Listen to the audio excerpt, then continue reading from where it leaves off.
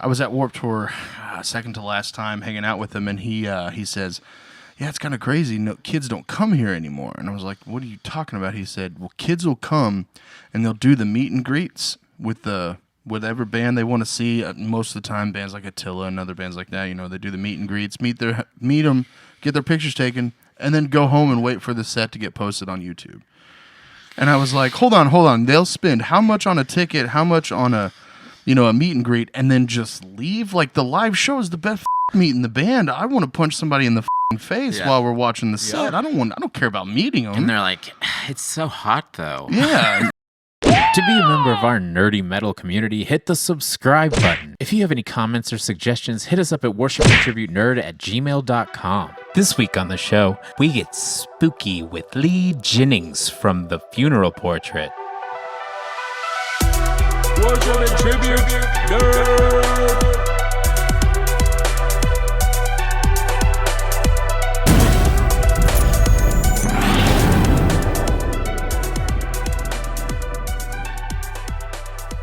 Hey, what's up, everybody? My name is Michael, aka Rickshaw, and welcome to Worship and Tribute Nerd, the show where metal dudes nerd out.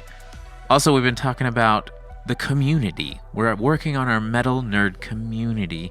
That's what social media is. So if you have any questions or comments, hit us up at worshipandtributenerd@gmail.com, and we'll get back to you. We're trying to give a safe place for nerdy metal dudes to come hang out. You know what I mean? So today, we have my co-host with me, Fuzz. Hey, guys. And also, from The Funeral Portrait, my friend Lee Jennings. How are you, Lee?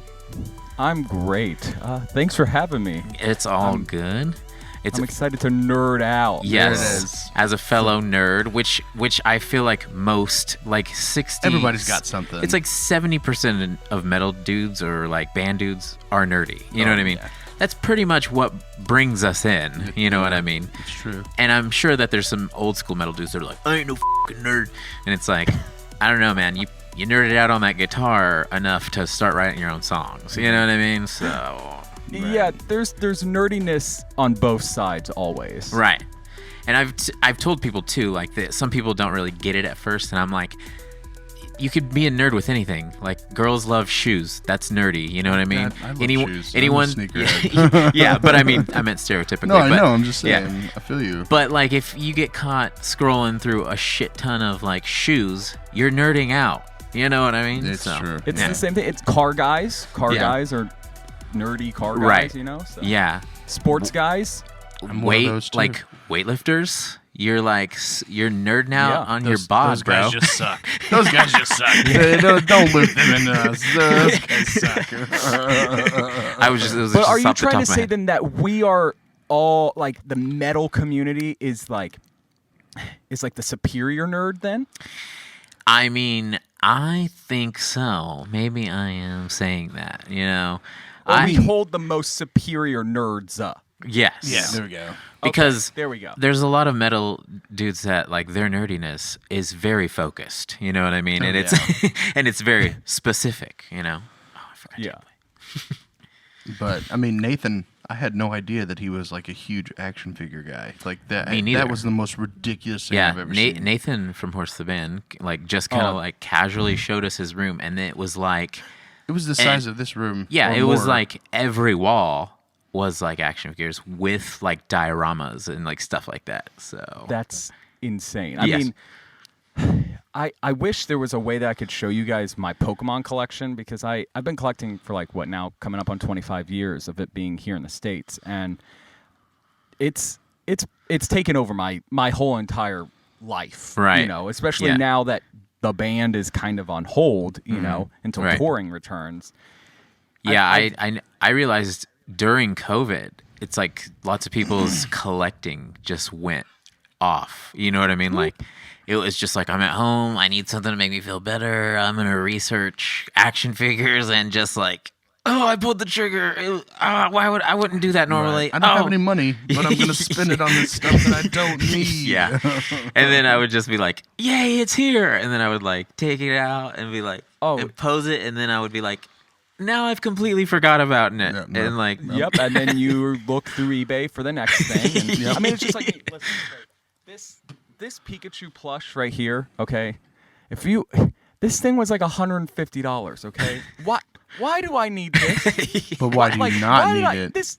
I mean, he's cute, but like, Because you should see, I mean, I have some more back here, but my room is full with all of them. I didn't need them. You know, sometimes you need something to hug. You need hug. You need to cuddle with something every once in a while. Sure. For me, it feels this void of Right. It feels this void of no shows right now. You Right. know? Definitely. It's like I can perform to my my plushies, I guess. Yeah, line them all up. Welcome, Pikachu Collection. Yes, literally me. Coming in live from my room. Yeah. Oh shit. But yeah, let's start with the band. What it like? Okay. How was the band doing before right when COVID hit, and how has it been since? Like, I know that you have a studio, and so you've probably still been active in writing and stuff, right? Yes. So right before COVID happened, we actually signed a deal with this label called Better Noise, and they have bands like Papa Roach, Five Finger Death Punch, Motley Crue, From Ashes to New, Bad Wolves, some of like the more heavy hitter active rock bands. Right. And we long story short, we released a song called Holy Water, and it was doing really well on Octane and doing really well on terrestrial radio. Some terrestrial stations picked it up, and they just heard it, and they were like, "Hey, this is cool," and they hit me up, and it just, the floodgates like opened. It was Right. like, oh, okay, this guy's interested. This guy. It was just like too much. So we did all the fancy stuff, as in hire the lawyer, then get the been right there. management, all the fun stuff. And once we did that, we signed with Better Noise. We just felt like they were the most understanding of our vision and what we really wanted to go for. And so we started working on the record. And that was basically January of last year. We were in New Orleans working on our record with our producer that we've been using for years. And then we come back basically early March, and that's when COVID hits. And we're like, oh, wow, now what? Yeah, COVID's been a real kick in the sack. You know what I mean? Fact. So, so since then, you had things going, you had them rolling. Is everything pretty much just on standby until we figure out the world? Somewhat. So I started streaming on Twitch, and it was one of those things that I felt like I was in that first wave of every musician that started doing it. Yeah. And I had a lot of fun doing it. I was doing it like 4 times a week. I was playing video games, showing off my collection, talking. I was doing a lot of just like hanging out and talking about.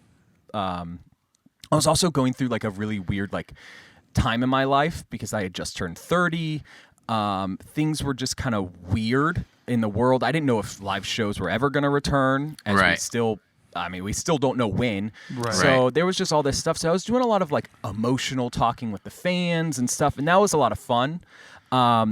And then basically label hit us up and was like, hey, we're ready to go on this record to start writing, more writing and fully producing it. So we got connected with another producer here in Atlanta, Johnny Andrews, and he's done records for Motionless in White, Hailstorm, 3 Days Grace. He did some Chiodo stuff back in the day. So he's done some cool stuff and stuff that fits our vibe, the dark theatrical thing a little bit more. Right. And he's based here in Atlanta. So we were able to start hanging out with him and socially distanced wise. And that was at first we started with Zoom calls. Really awkward, really weird. Yeah. Because you're trying to do audio even this sometimes gets a little funky, you know, doing these podcasts. And think about trying to write a song. It just got super awkward. So we did about 2-3 songs that way, where luckily I have the studio here and he was in his studio down the street, really. And it just was like, okay, let's just put pause just for a second. So we paused for about 2 months, 3 months, because if everyone thought this was going to end sooner than later. So I think everyone, especially at the label, they were like, well, let's just wait and pick it back up in, early fall. So we picked it back up early fall, but this time we decided to do socially distanced in the studio because for us, Johnny's a little older, so he also wanted to make sure that his health for him and his family was okay. So we wear masks in the studio. Yeah. When the members come over, do their parts, everyone has masks on. So it's still a weird situation, but the record's almost done. So we're at that point of now trying to pick singles, trying to pick the imagery, all the fun stuff now, at least for me. Yeah. The recording part is so stressful to me because I pour a lot of my heart into the lyrics and to all the vibes. Mm-hmm. So now it's definitely hard to vibe at all when you're not in the room with the person that's recording. You know what I mean? Yeah. They have to understand your vision and stuff too. And if the vibe isn't really happening over a phone call, it's hey, homie, can I just come over? Yeah, that's basically what it came down to. And luckily, he was super open to it because he realized that we were going to have to do this record with him or without him. And so we had to do it with him because I loved the connection that we had. Even though it was just through Zoom a few times, we just were this is the guy. This is the guy that understands our vision, understands what we need. He's an incredible songwriter as well, so he can help craft the songs as well, not just produce. So that's been the best thing is being with people that understand the vision is key. Right. I'm tired of working with people that don't see that vision. Right. And so I'm just lucky that it's finally worked out, even though it's taken years to get there. But well, congratulations. Yeah, dude, that's friend. awesome. Thank you. We actually just jammed the Holy Water song before we came in here. So, hell yeah. Yeah. I know we did a tour together, and Fuzz used to work for IWABO, but the one tour he didn't do was that one where we were with Alisana, right? Yeah. Yep. Yeah. But that was a real fun tour. And it was crazy for us to be like, "Hey guys, this is pretty much our last tour." Yeah. I remember because at first, I think you guys were really the only band that we didn't really know because we had toured with Alisana a few times, and then there was the other two bands. Artifacts was on the tour, right? And another band that was on the label on Revival, the old label that we were on. Uh-huh. And so we knew them, but I just remember one of the first shows was the Halloween show. Right. Do you remember that? And you guys dressed up, and it was just after that moment, I think everyone just started getting along even closer. But it was just such a weird tour because very rarely is there a tour that every band gets along and just wants to hang out together all the time. Right. And it was just sad to know that halfway through you guys were like, "Yeah, I think this is our last tour," and I was like. Yeah. No. Yeah. It was. It was a dark time. It was. It wasn't cool. Because I was working for a band that I actually liked being around. Yeah, all of my band members that were on that tour are not even in the band anymore. Yeah. So I understand dark times. Yeah. So dark times. Just everyone clashing with ideas and stuff. Is that mainly? Yeah. They didn't want to do it anymore. They just, plain and simple, they didn't want to do the type of music that we were doing. Uh-huh. And so and then on top of that, we weren't getting along with Revival. And they were tired of just grinding, doing the grind tours, right. Being the first of 5 or whatever it was. So they just decided that they wanted to just stop, and they did. And they tried to do another project, all of them together, and then they just realized how hard it is. So they were just like, let's just not do it. And so I just instantly found guys that just felt, like they needed it. And luckily, it wasn't hard. There wasn't any crazy drama with the old members leaving. One or two of them weren't too happy that I decided to keep going, but at the end of the day, it was my project. You know what I mean? It was this thing that I birthed, so it wasn't a big deal. Right. And they understood that eventually. For sure. I mean, I get there's there's people in the world that are always just like, ugh, like, well, this person left the band. Why? Why did they keep going? And like the biggest moment where I was like, what the f-? was I had a friend that was like, why did Suicide Silence keep going? And I'm like, you really gonna try and make them feel bad because they're one of their best friends died? Yeah, like, right. There's always situations where like something might happen in real life, and we just want to continue making music And you know trying what to I be mean? normal again. Yeah, Just trying to make it normal again. And you have haters that are just like, ugh, but why? I And mean, it's like, it does suck. Don't get me Yeah. wrong. It's so terrible. Yeah. Eddie's a sweetie, bless his Yeah. heart, but his vocals aren't Mitch. So yeah. And Right. I think that's the problem with that. I think people were just like, how can you replace such an iconic vocalist? Yeah. I mean, Iwabo, you know, Right. Yeah. Courtney came in later on. Yeah. And So- and I thought she did great. Oh, she did a great job. for what happened. You know what I mean? Like when in the middle of tour we had to replace Krista. In the middle of and, Warped, Yeah, in the nonetheless. middle of Yeah. Warped tour. And you know, and I know that there's people out there that were just like, oh God. And then I guarantee some of those same people are like, what's Spirit Box? Oh man, this is great. And it's like the person you shat on, you know, like Right. at the time because it Well, wasn't people suck. Krista, you And know. people don't understand the whole music thing. Like, they don't get how this works. Yeah. You know, like, it's not for everybody, and that's why they're going to shows instead of playing shows. You know what I'm saying? Like, That's they just true. don't understand it. Bingo. But also it's, you know, they don't understand that like once you've done it, you start to be like, I can't go back to normal life, bro. Right. I have to keep playing music with my life. You know what I mean? Like, so That's where now with COVID it has like screwed every musician. Like, yeah. you know, not even the guys that just were like, oh, I just don't think I'll do the band thing anymore. I'll just do a local band or something small. Everybody is now at this point where it's like, yeah, you can do the live stream shows, which like we've been offered one or two. It's just hasn't been. It's not the right time for us to do one. Right well, now. it's like we just said too, vibes, Yeah. you know. It's not the same. It's not like, the same. A Like, live show, and it's like you're just practicing, and you can't up at this practice because it's Yeah. being live streamed. You know what I mean? yeah. Well, like you have like Code Orange. I think Code Orange is the band that has done it the best. Yes. You know, they've done all the weird stuff with it. You know, they did.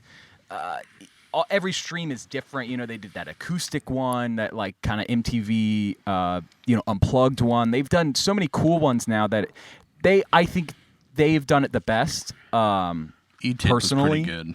E-Tids was pretty sick. I'm trying to think of. I know some bands have done like the in studio ones and stuff like that, and those are okay. But personally, even like one of my favorite bands, Nothing But Thieves, they literally did this like warehouse show where they played 4 different sets and all these crazy, you know, video cameras and just all this stuff, like effects. And I was just, I didn't pay the $20. It was $20 to see 4 shows. Right. I was just like, I don't know. Yeah, well, like, it's the type of thing though, like to where, you know, everybody's trying to compensate for the fact. So like, something, you yeah. you have a band being like, pay $10 and you could see us play live, blah blah blah, and then you got like, SummerSlam's free. Yeah. We're giving it to you free. They're like, shit. Or WrestleMania, that's what it was. WrestleMania free. And I'm like, WrestleMania is winning, man. yeah. Exactly. Well, Yeah. or even We Came as Romans. They did that whole like festival. It was like 5 bands. It was like the tour that they were supposed to do. Yeah. They did it like live. Oh, at, really? I think it was like at Sweetwater. You know, the company that does all the audio gear. Right. They like did it there, and that's cool. And you know, for us, we personally don't have a massive fan base to the point that the cost to do a live stream is outrageous compared to what we would be able to afford. You know, especially right. do it the right way.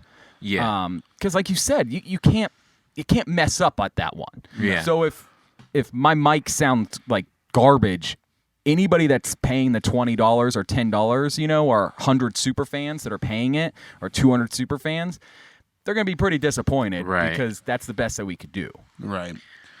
Right. But at the same time, you know, like, some of these people that are doing this are ruining the live stream because they're pre-recording the sets and then it's like a music video. And I've seen 2 bands do it, and it's just like, man, come on. Like, come on. Give us something. Don't be an asshole. Like live is live. Yeah, live is live. Yeah. Yep. And if you're doing I agree. Yeah. I think there's a difference between doing, like, a live stream maybe with different cameras, and maybe you are editing it a little bit, but I have seen some of those that are doing, like, the in-studio ones that are like, that's overdubbed. You can tell that's overdubbed, you know? And I'm never one to criticize people, especially bands and stuff. Like, they can just do whatever they want. But for us as a band, we decided to just wait, especially maybe when we release a single, because eventually we're going to have to, even if touring doesn't return this year. Right. We're going to have to release stuff. Stuff that has to come out this year, because stuff didn't come out last year. Yeah. So what we were thinking of doing is doing a live stream if we have to. Right. And if we have to, we're just going to... It's going to suck to use my own money, but I'm going to use my own money because I don't want it to suck. Yeah, you know? Right. I just don't want to be that band that just... I don't half-ass anything. That's the one thing I don't do. You I feel whole ya. ass one thing, Ron Swanson. No, and it's funny that I recently, you know, with what's going on, I know a few people that are just like all of a sudden like, I create content. I've got an OnlyFans, and I'm like, so you're picking up what musicians have learned to do years ago, making videos, making music, getting on your computer and vibing, and you're already getting paid. Way more than Way a musician. more. Yeah. And I had one person. Respect to them, though. I do respect that, but I tried to, you know, compare the two, and they were like, so you're saying I haven't been busting my ass? And I'm like, I'm not saying that. I'm just saying you worked on your thing for 30 minutes. I worked on a song or something for 30 minutes. Who made more money off of that 30 minutes? You know what I mean? Like, It just goes to show you musicians get f***ed. That's all that Oh, is. well, at the well, end of the we day- get f***ed, they get f***ed. Zing. Hey. Got him. But anyways, I respect that. You do what I you do need to too. do, and if The you like to hustle f***, it's cool. The hustle. Yeah. You know, Right. Especially now. At the end of the day, the hustle is a hustle. But for me personally, that's why I haven't joined the TikTok nation. You know, I haven't done these silly things in my mind. They're just silly. Yeah. Like, I don't want to get up there and do Fortnite dances. Yeah. You know what I mean? Like, And Why not?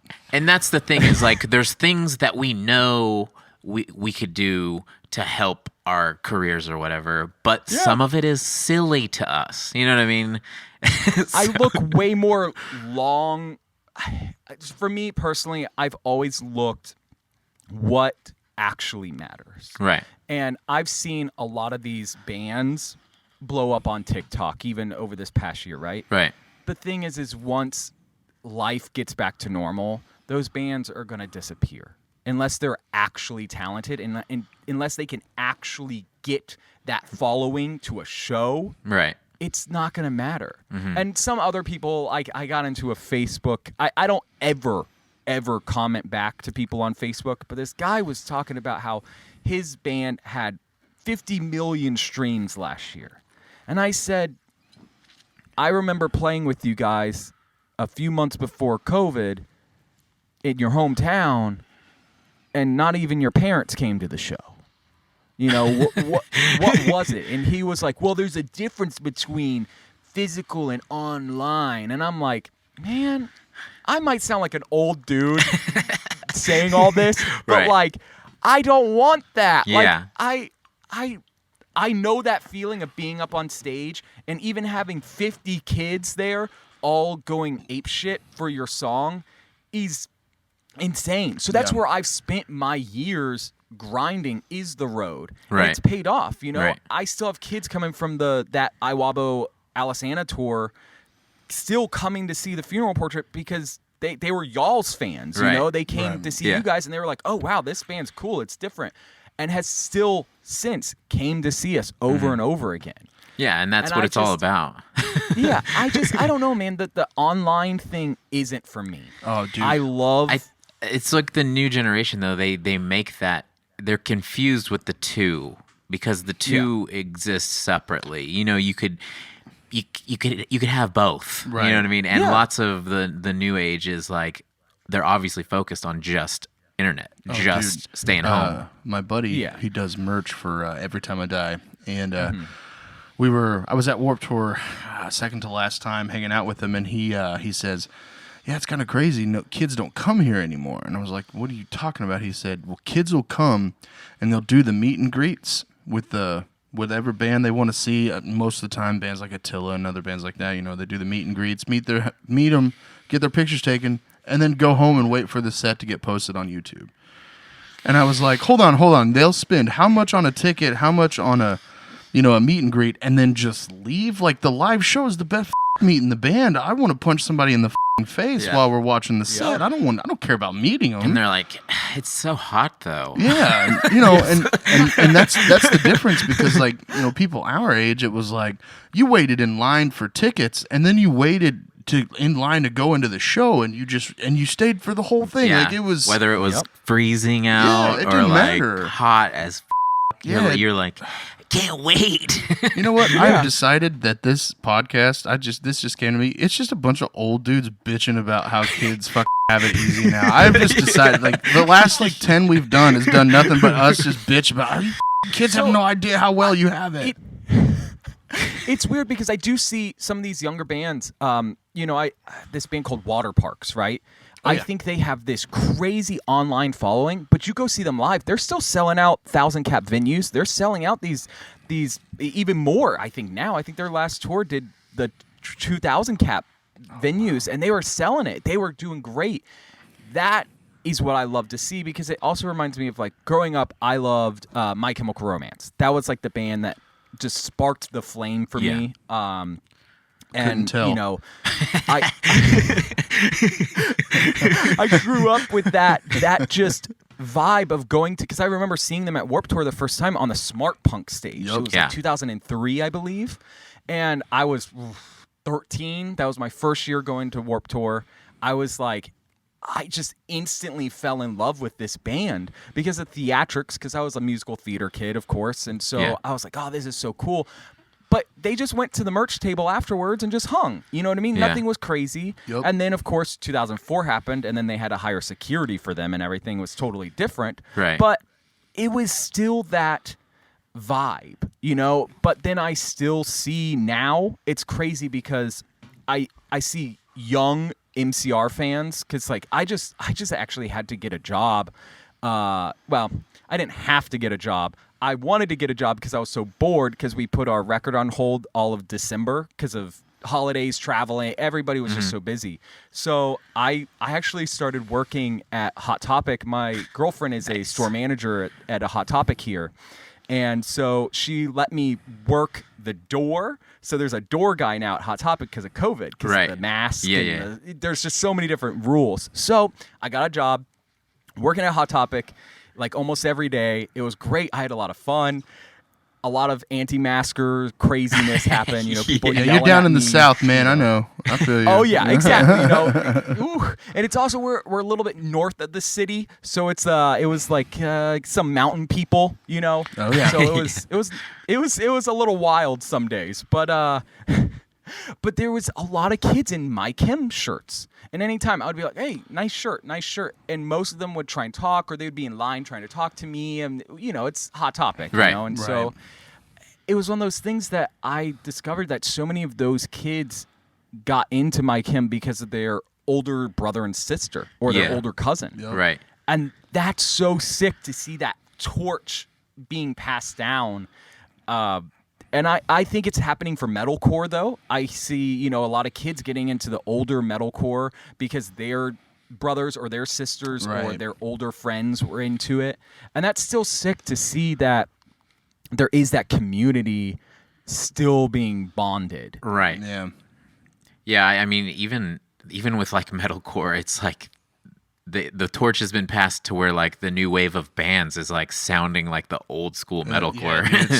But it's awesome though, because like I come from the Kill Switch, All That Remains era, like Right. And to hear guys put back those pretty vocals into the music and like while still being heavy as hell, I respect that. And they're doing it live. That's what I'm liking more, is that they're doing it live like old metalcore bands used to do, instead of just, I sound like backing shit. tracks. Or backing tracks. Yeah. Okay, yeah. Let's get back to the nerdy. I mean, we're nerding out on music. Okay, we'll Yeah, go yeah, into the nerd. yeah, I mean, we can nerd about anything. Yeah, that's true. Because like old metalcore too. Because like I don't know. I grew up here going to shows. So I know like listening to like Zayo and stuff like that. Even like, or even like original like Comeback Kid. Now you're Hoods, talking about. I'm a big hardcore kid, so like Comeback Kid, Hoods, all those guys. Yeah, so I was young and I booked. So you guys just talked to Horse the Band. Mm-hmm. I booked Horse the Band at my venue called Swayze's. That I was like, I was 14. Yeah, I was 14 years old. And I hit them up on MySpace. Right. And I was like, hey, if you guys ever need a show. Same with like, I'm trying to think, Foxy Shazam, Number 12 Looks Like You. Oh my God. What was that one band? Tony Danza. Oh yeah. my God, Danza was the shit. Yep. Yeah. Yeah. No, I just hit them all. I even hit up Circa Survive right when Anthony Green just had started it, and I hit them up all on MySpace, and I just booked them. Yeah. Anytime that they needed to come through. So like, and I booked one of the last shows I booked. I think I was 16 years old. It was Bane and Comeback Kid, and first thing. hard. All the lights got punched out at the venue because it was like kind of like crappy like hanging car Right. cans Uh-huh. and like popcorn ceiling. Like it was hilarious and just madhouse. And of course I paid them way too much. Every band I always paid way too much because I was 15, 16, 14, you know what I mean? Like I was so young, I didn't care about the money. I just wanted to see my favorite bands come to my town. Right. Because they wouldn't. A lot of times the Masquerade would pass on these small shows. Yeah. Because before they wouldn't even just throw it in Purgatory. They'd just rather have it be a bar night instead of, a small band play. Right. So I was lucky to have like see Bane when I was 14, and I just was like, this is weird, now. So so me and Fuzz also are doing a new metal show with Tim Gorgon, ex-singer of Within the Ruins. Love Tim. That's sick. And we like to ask what, if you were into the new metal era, and what bands influenced you from new metal? New metal. So new metal, I was a little, like I said, I was like more into like the theatrical stuff, but I personally would say Evanescence fits Nice. in that were era. big, yeah, they came in Evanescence late. was the first band I was ever into. First band I bought on CD. Heard them on my local like rock station. They played it like right after Dave Matthews Band, and I was like, Matthews is tight. my brain just exploded though. Hearing Amy Lee like sing this super operatically song, but then these heavy guitars, and then Right. oh man, what band was the other guy in the 12 that Stones. did guest vocals? 12 Stones. 12 Stones. 12 Stones. Yeah. Yeah. He was on that, and like I was just like, this is the weirdest thing I've ever heard. I instantly fell in love. That's awesome. Wake me up. Wake me up and shine. No, Yeah. dude, that song, that whole record, I just remember buying that record, then putting it on my Xbox and playing like Burnout, because you could like play songs from your Xbox, and I just play Burnout for hours while listening to. Nice. Dude, I actually To Fallen, I got yeah. to see them on Family Values 2001, the Deftones and Korn. Dang. And I got to see Evanescence live, which I really didn't care for them, but they put on a great show. They were so sick Yeah. live. I have a buddy that, we kind of had a falling out, but he was like a church kid, and he said that he like had church with Amy Lee or something, and it was like his first crush or something like that. That's hilarious. But I knew that they were like a Christian band at first, I had no like idea. Evanescence. I Yeah. had no idea. Yeah. It's kind of funny. So anyways, yeah. So let's get into the nerdy now. Let's talk about the plushies. Okay. Yeah, let's We talk can go back to about plushies. You Yeah. said you're into Pokemon. You said you have yes. a serious Pokemon collection. Yeah, You do the cards too? I do. So cards here. I'm trying to pull up a photo. Let me see if I can. So cards, yes. Just recently, cards have quadrupled in value. Oh, yes. Yeah. It's become a big deal, especially during quarantine. It's like baseball cards now. Yeah. And first edition, Shadowless, Charizard, everybody wants a 10. I've sent off both of my Charizards that I had from childhood, got them back. They were like a 7 and a 8. Yeah, 7 and an 8. And which is sick. Yeah, yeah. Whatever. They're not first edition, but I mean, it's I'll still take sick.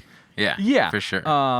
I've held on to most of my cards because they'll just eventually keep going up.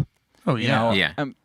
And so for me, I just one of those kind of guys. I just hold on to way too much stuff. Me too, dude. Same. So I used to actually, Yeah. so like I used to collect it's like X-Men or Marvel Universe cards that used to have at Walmart in the 90s.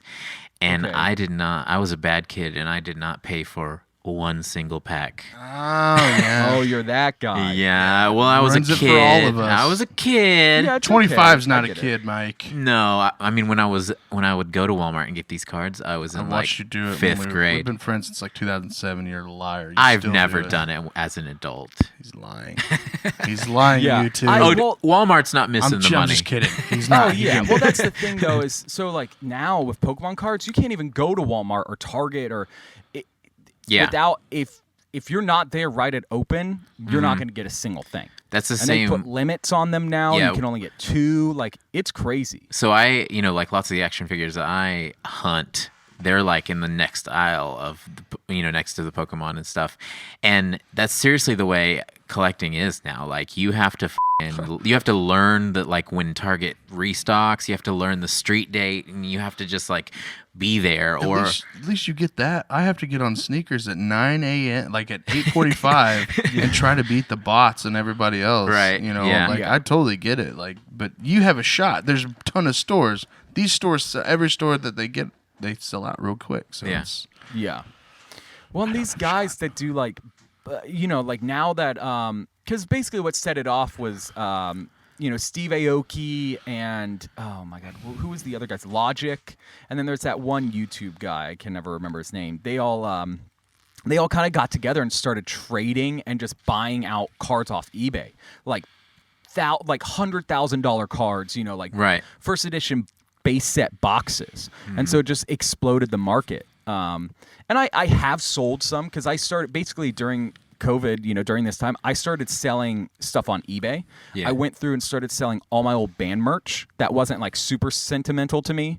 Just I had literally tubs and tubs of just old tour merch from AFI to Him to Evanescence, whatever was that I just didn't need, And so I started selling Pokemon on there too, right when it exploded, and I made some good cash, So hell yeah. it's one of those things I haven't reinvested the money, and that's what these guys are doing. They're selling these cards and then buying rarer cards or buying more boxes or whatever. That's the idea with it.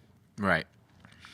Yeah, I definitely seen like a Jake Paul video where he like went to like Vegas and like went to like the biggest Pokemon collector and offered him like $1 million for a card or something like that. Yeah. But yeah, it's blowing up all over. It's a wild thing for me. I like the cards. I used to play the cards. When I was younger, that was like my life. That and singing. I didn't really have too many friends. I was the tall. I've been over 6 feet by like 5th grade. So I was like that tall, fat, weird kid that nobody liked. So I had like one best friend, and that was it. And we would play Pokemon, and that's like all we did all the time. Hell yes. And so Sounds sick Growing now. up- You'd be the popular one now. You know what I mean? Oh, I know. And that's what my mom kept saying is just wait till high school. Wait till you're older. All the girls like the tall guys, all that stuff. And I'm like, okay, Yeah, sure. I'll go f myself, Mom. Yeah, I basically played Pokemon every day that I could. My grandmother would take me down to my local card shop. and I would play in every tournament that I could professionally too. I got second place in Southeast regions in 2002, I think it was, or 2001. Sick. So, which is sick. That was like my thing. I have like the card for it. I should have brought it out. I'll send you a photo of it. But they give you like these little stamped cards. They're not worth anything really because I didn't know at the time. I'm like, oh my god, But now it's not like worth anything. Right. Because I thought they had only a few, but yeah, my collection here. I'm gonna try and show you guys. Let's see if I can if you can see. I don't know, my ring light. Oh. So this is like one wall of like all Pokemon or all Pikachu. Jeez. Nice. That's So awesome. there's that. Yeah, and then this is the wall of all just like the toys and some more plushies. Oh my god. I don't know. Dude, that's so sick. It's Tight. a little better it's a than little yours. much. Yeah. Yeah. No it's such pretty thing as dope. a No, little no. much.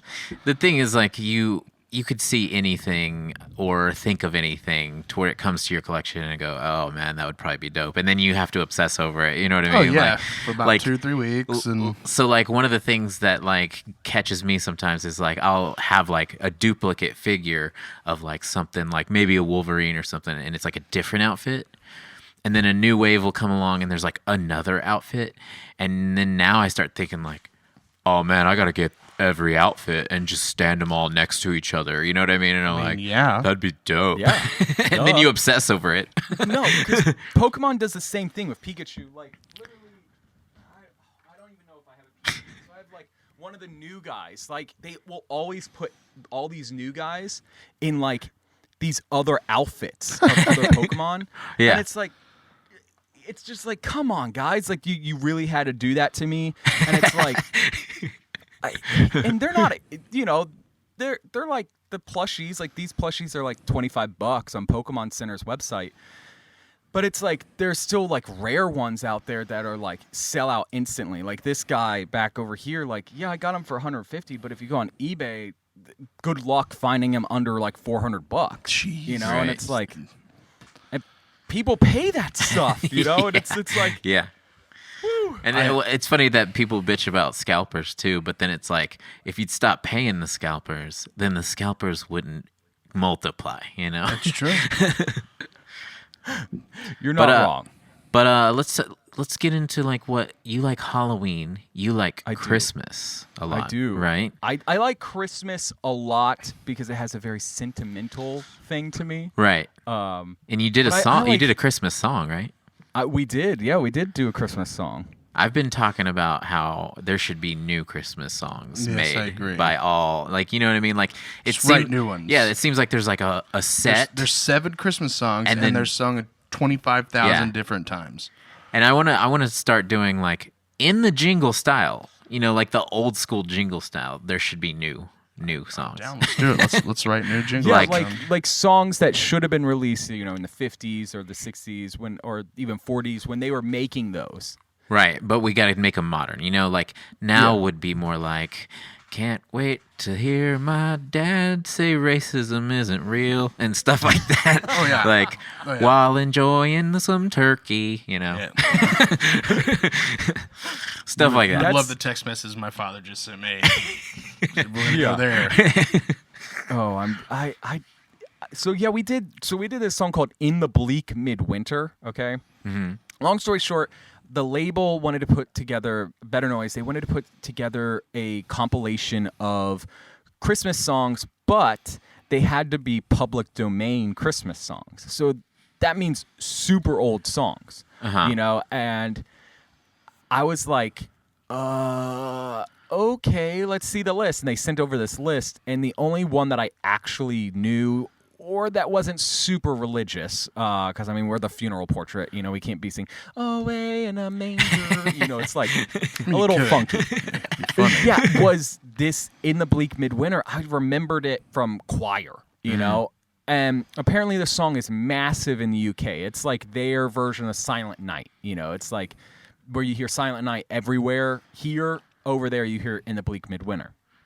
So we decided to just vamp it up, and we did the best that we could. We literally had like 2 days to complete it because they were like, oh yeah, you have 2 days to do it, and we're like, Oh, I love labels. sure. Yeah, yes, that, boss. That will work. You guys got a month to write an entire record. Here's your money. Good luck.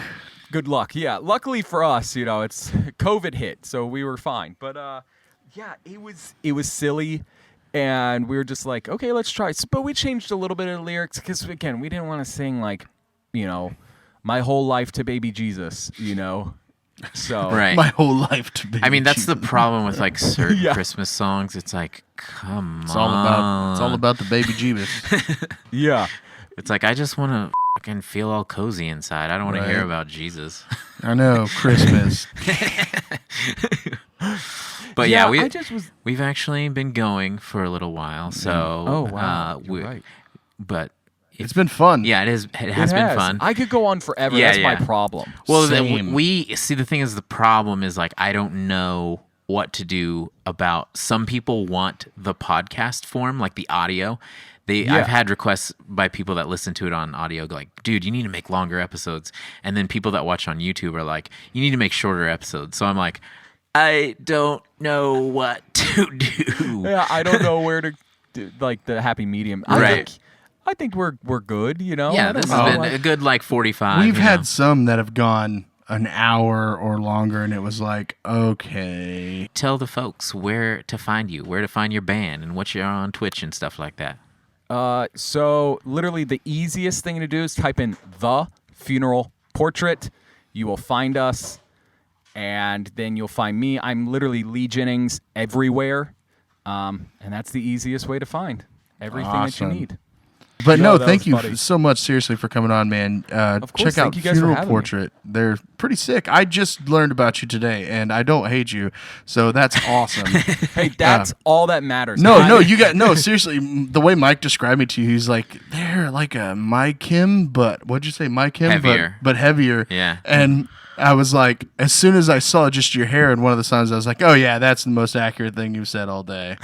And you guys rip, dude. I can't wait to hear the new stuff. Seriously, man, it's gonna be sick. Awesome. He was like, Thank you, guys. he's like, you think it'd be mad if I bring up the swoop? Oh 'Cause it's yeah, a I'm gonna pretty bring up sick the swoop, dude. You Oh, still dude, rock the the swoop, dude, and I respect that. I respect that. I haven't cut it, so I'm changing up the swoop. It's gonna be a little crazier. Okay. When the record comes out. All So right, I'm y'all, in. Y'all better be ready. I'm ready, dude. Nice. I'm ready for the swoop because I respect it. I respect the swoop. All right, check out Funeral All Portrait. And if you have any comments or questions, hit us up at worshipatribunerd@gmail.com. And we'll see you later, nerds. Check them out. Bye, guys. Later, dude.